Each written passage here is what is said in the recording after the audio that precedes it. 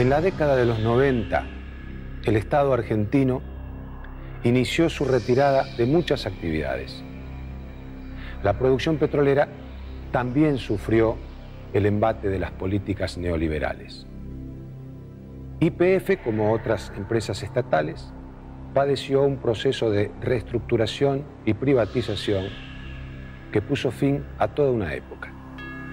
Con la desregulación del mercado y la conversión de los contratos, la industria local se internacionalizó.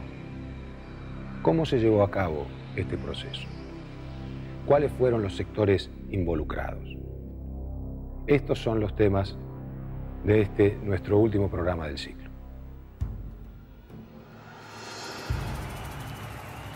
El 8 de julio de 1989, Carlos Saúl Menem asumía la presidencia de la nación. El país sufría una grave crisis inflacionaria y el traspaso del poder se tuvo que adelantar. El nuevo presidente encaró un profundo programa de reforma económica orientado a la desregulación, privatización y apertura de los mercados de bienes y servicios. Para darle más margen de maniobra al gobierno de Menem, el Congreso sancionó las leyes de emergencia económica y reforma del Estado. El sector petrolero y fundamentalmente YPF sentirían directamente el impacto de estas medidas. Acá en 1989 nace la segunda época. Es una época en que todo el periodo de una empresa y de una política petrolera nacional se es reemplazada por una política de entrega.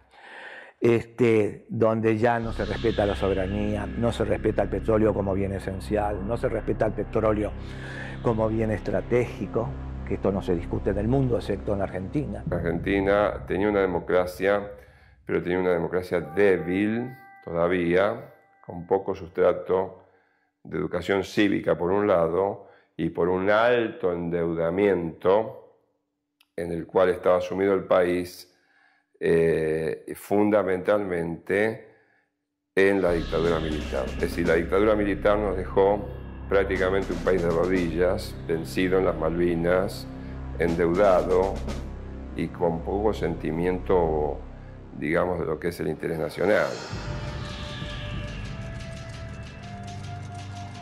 En la segunda mitad del año 1989, Menem firmó 3 decretos con el fin de fomentar una mayor participación de las empresas privadas en el país. YPF fue obligada a transferir muchas de sus regiones productivas a grupos privados, tanto locales como internacionales. Así se dio el primer paso del proceso que años más tarde concluiría con la privatización de la empresa. La acción de YPF como primera petrolera estatal de Occidente, fue la primera petrolera estatal de Occidente, es un aporte espectacular. Eso lo destruyen, lo destruyen en el 89 Menem, con 3 decretos desreguladores de toda la actividad petrolera, que es el decreto 1059, el 1212, y hay un tercero que no recuerdo ahora, todos del año 89, destruye 82 años de una misma política de Estado donde todas las fuerzas políticas argentinas habían coincidido. Todas. El radicalismo, el peronismo, incluso los gobiernos militares habían respetado YPF. En 1989 la Argentina sufría una profunda crisis fiscal. Para tratar de revertir el déficit, el gobierno de Menem resolvió desprenderse de activos públicos. Uno de los argumentos que alegó fue que las empresas estatales eran ineficientes y generaban pérdidas. Desde el Ejecutivo se dictaron medidas que aseguraran reglas de mercado ventajosas para los potenciales compradores. YPF se la engañó, se le hizo una campaña. La única, tenemos que recordar todavía esa frase, la única empresa petrolera del mundo que daba pérdida. No era la única empresa petrolera del mundo que daba pérdida. Era una empresa petrolera más que no daba pérdida, pero tenía una inversión social importantísima, como tienen hoy todas las petroleras del mundo. Se licitaron para explotación áreas de alta y de baja productividad. YPF mantuvo participación, pero fue obligada a ceder la mayoría accionaria al consorcio adquiriente, compuesto por empresas locales en asociación con grandes multinacionales. Por estas operaciones, el gobierno obtuvo cerca de 1.300 millones de dólares. Los contratos de servicios que había firmado YPF en décadas anteriores con empresas privadas se convirtieron en contratos de explotación. Las áreas que comprendían estos contratos producían 1/3 del petróleo del país. Los más importantes provenían de la época de Frondizi. De todos los contratistas privados, la que más áreas de producción tenía a su cargo era la empresa local Pérez Compán. La negociación de los nuevos contratos se hizo por fuera de YPF, entre funcionarios del gobierno y representantes de las empresas privadas. Todo el proceso estuvo salpicado de sospechas de corrupción y favoritismo. YPF era la dueña original de las áreas, pero mantuvo solo el 11% de la superficie. Así comenzó el proceso de desguace de la petrolera estatal.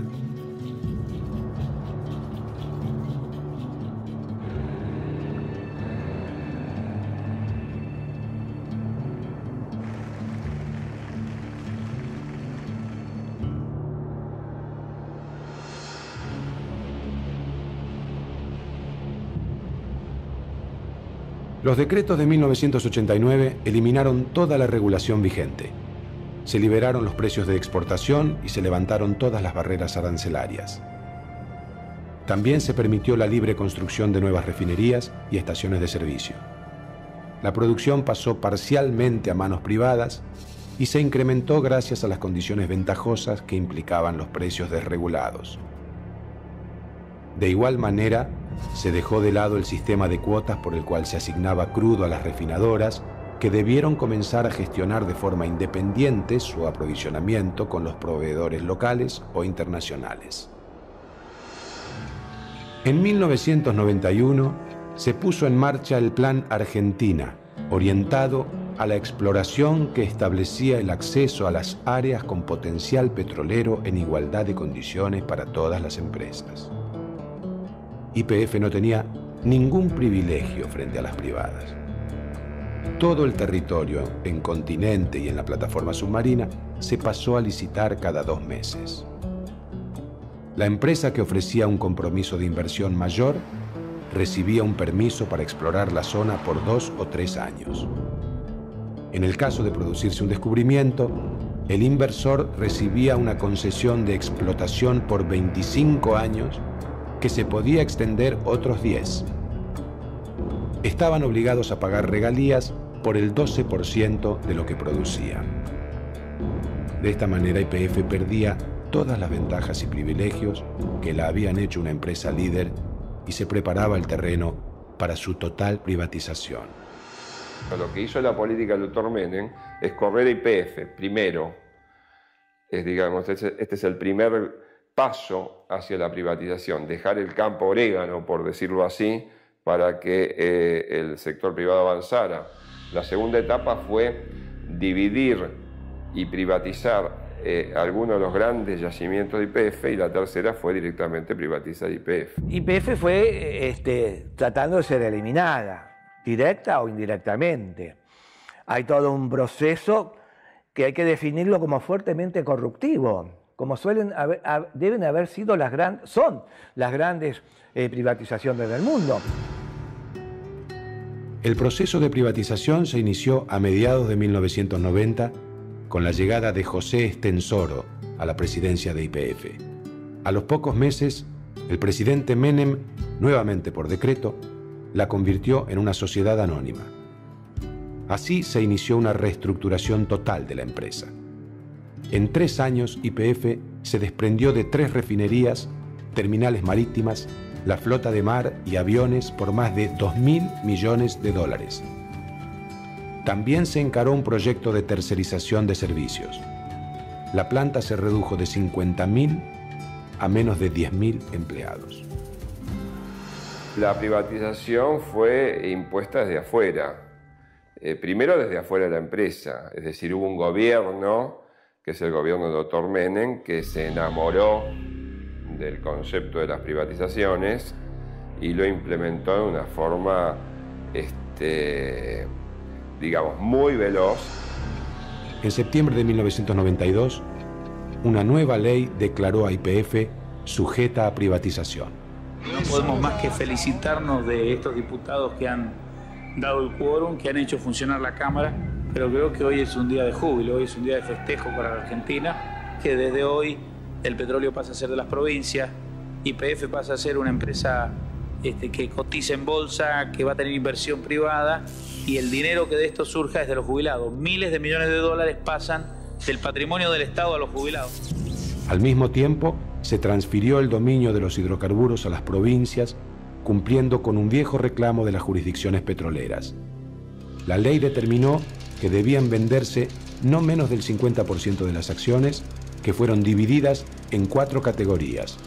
Clase A, las del Estado Nacional; B, las de las provincias; C, las de los empleados; y D, las de los inversores privados. En casi todas las privatizaciones que se llevaron a cabo en los años 90, se decidió vender la mayoría accionaria y, por lo tanto, el control de la empresa a un único grupo empresario. El caso de YPF fue distinto, pero los resultados, en el largo plazo, similares. De la mano de la reestructuración liderada por Estensoro, los capitales estatales se iban alejando de YPF. Todo el proceso con estas empresas intermediarias que son locales de las empresas extranjeras y cobran comisiones, algunas fuertemente. Hacer la política de la entrega de la soberanía en el sector petróleo y de la amplificación de la corrupción en la Argentina tiene estos premios, y estos son el fin de estas empresas intermediarias. La venta pública local e internacional de acciones se hizo en julio de 1993.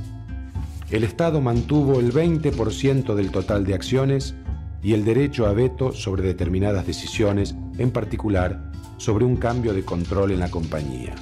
Los empleados mantuvieron el 10% correspondiente al programa de propiedad participada, aunque lo venderían pocos años más tarde. Algo similar ocurrió con las provincias, que recibieron una cantidad importante de las acciones para compensar deudas por regalías mal liquidadas. La excepción fue Santa Cruz, que mantuvo sus acciones hasta fines de la década. Como consecuencia de estas ventas, creció el número de acciones en manos de inversores privados locales e internacionales. El capital accionario de YPF se extranjerizó rápidamente. Bueno, lograron eso, vender todo con el beneplácito y el aplauso de las clases populares, lo cual es un tema que debe ser motivo de un análisis muy particular. Es decir, se puede aplaudir aún las cosas que nos hacen mal. En los años posteriores, YPF desplegó un proceso de expansión fuera de la Argentina. Hizo inversiones en países vecinos, Bolivia, Chile, Brasil, y adquirió una compañía estadounidense, Maxus, con activos en diversas regiones petroleras del mundo. La idea de una YPF privada argentina avanzaba, pero en 1995 José Estensoro muere en un accidente de avión, lo que significó un duro golpe para el proyecto. La otra gran empresa nacional de hidrocarburos, Gas del Estado, también fue privatizada inconstitucionalmente con el bochornoso voto del diputrucho menemista.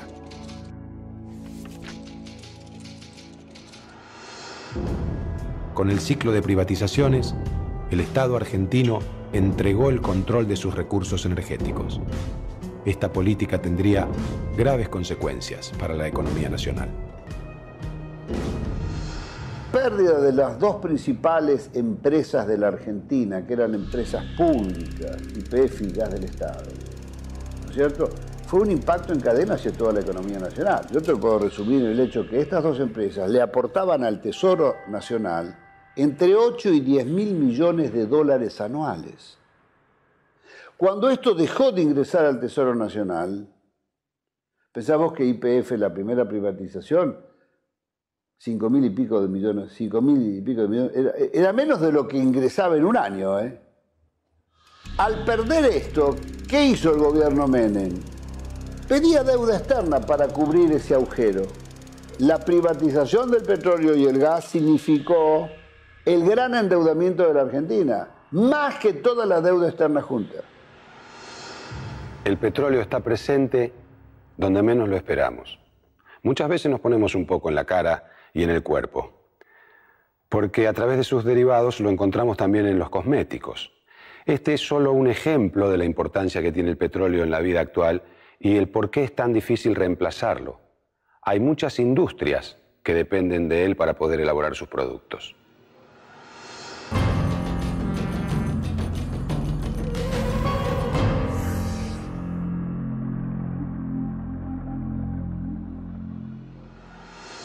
Los derivados del petróleo en cosmética se usan como excipientes, es decir, un material que funciona como soporte para las sustancias activas. Por ejemplo, en este lápiz de labio, el pigmento rosa está mezclado con parafinas extraídas del petróleo que sirven para que el color se adhiera mejor a los labios. Las mismas parafinas se utilizan en las cremas, porque al ser hidrofóbicas, es decir, que no se mezclan con el agua, la crema dura más tiempo en la piel. Huele mejor que el petróleo.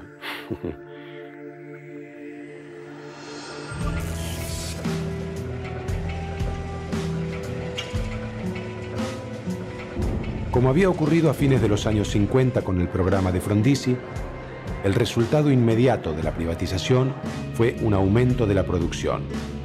La de petróleo aumentó un 84% entre 1989 y 1998 y la de gas un 60%. YPF se mantuvo como el principal productor con casi el 50% del total.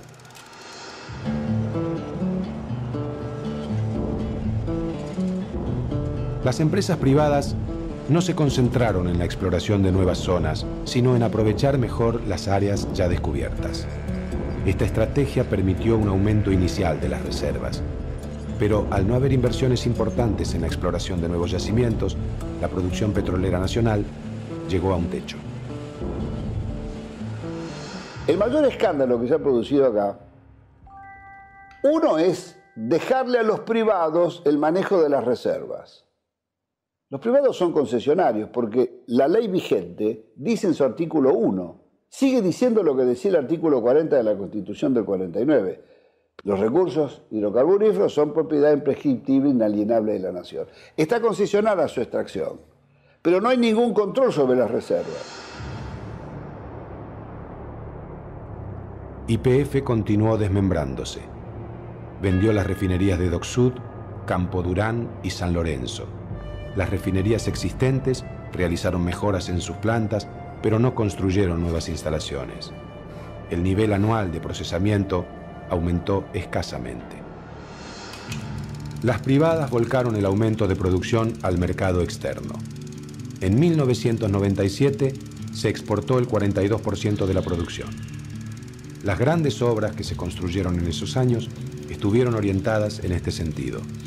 Se construyó un oleoducto de 424 kilómetros que unía la cuenca neuquina con el puerto chileno de Concepción. En relación con el gas, se construyeron 5 gasoductos para unir las cuencas argentinas y los mercados chilenos, otro para exportar gas a Brasil por Uruguayana y uno a través del Río de la Plata para unir la red argentina con Montevideo. El negocio era exportar, sin preocuparse del mercado interno ni de las reservas a futuro. El control del Estado fue pobre. Entonces, bueno, tenemos un Estado que no solo vendió, sino que además ingenuamente dijo, vendo y ahora me puedo dedicar a otras cosas. Cerró oficinas, degradó el nivel del funcionariado, tuvo dosis de funcionarios muy pequeñas como para hacer tareas muy grandes, no llevó más estadísticas, a veces fue ridículo y le confirió a las propias empresas privatizadas que hicieran las estadísticas públicas. El proceso de privatización de los años 90 terminó por consolidar un grupo de compañías petroleras locales que habían dado sus primeros pasos algunas décadas antes como proveedores y contratistas de YPF. Pérez Companc, Bridas, Astra, Petrolera San Jorge, Plus Petrol y Tec Petrol pasaron a ocupar un rol más importante. A este grupo se sumó la propia YPF en igualdad de condiciones luego de su privatización. Si bien los accionistas estaban diseminados por el mundo, la dirección de la ex estatal estaba todavía en manos argentinas. A fines de los 90, el deterioro de las condiciones financieras internacionales y regionales puso presión sobre las compañías locales.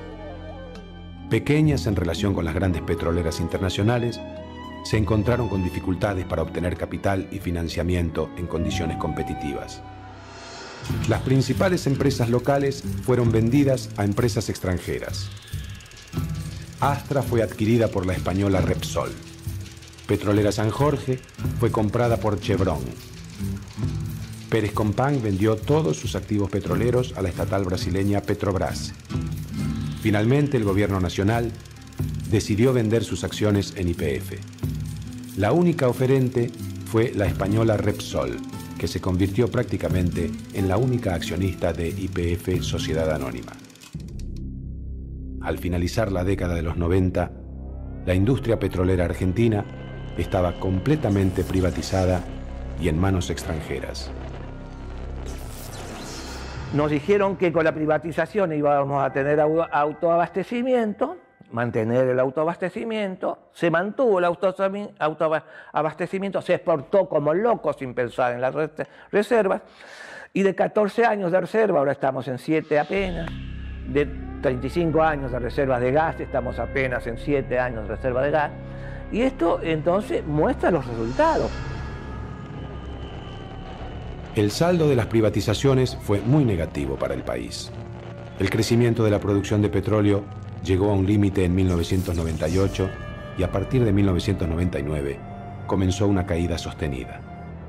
Los principales yacimientos han declinado en su producción, lo que hace que casi no queden grandes saldos exportables como en los años 90. Como ocurriera durante todo el siglo XX, el sector energético entró en crisis una vez más.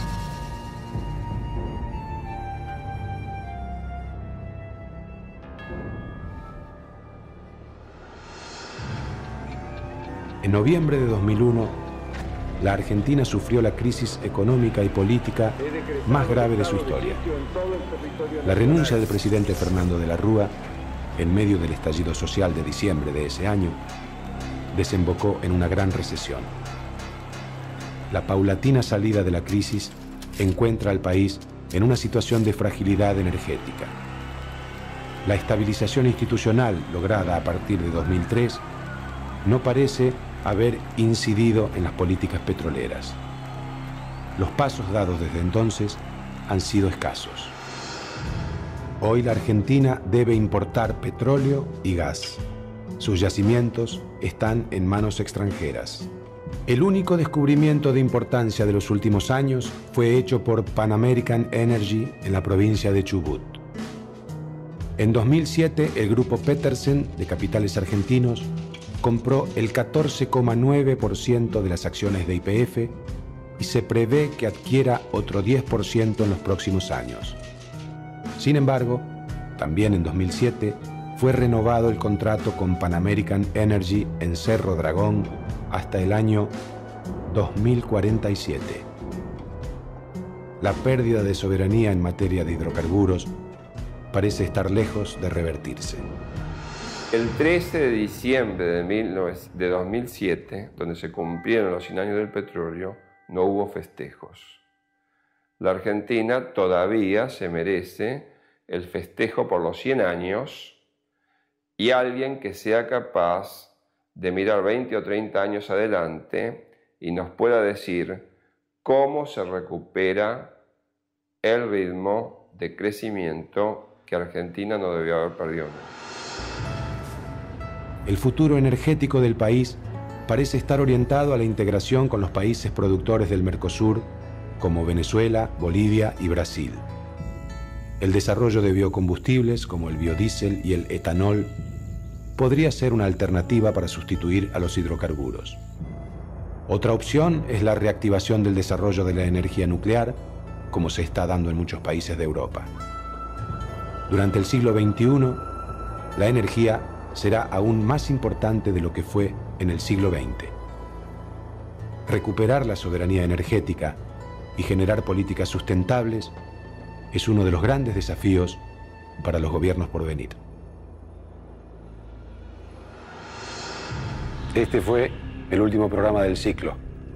Por lo tanto, quiero despedirme con un dato mirando hacia el futuro. Según los expertos, las reservas de combustibles fósiles están disminuyendo rápidamente. Coinciden casi todos en que en los próximos 30 años se acabarán. Entonces quiero presentarles a dos nuevos combustibles que se están produciendo en base a vegetales. Ellos son Juan Carlos Biodiesel y Roberto Etanol. Señores espectadores, espero que se lleven muy bien con ellos y de esta manera los podamos convertir en los combustibles del futuro. Muchas gracias, fue un verdadero placer para mí. Hasta la próxima.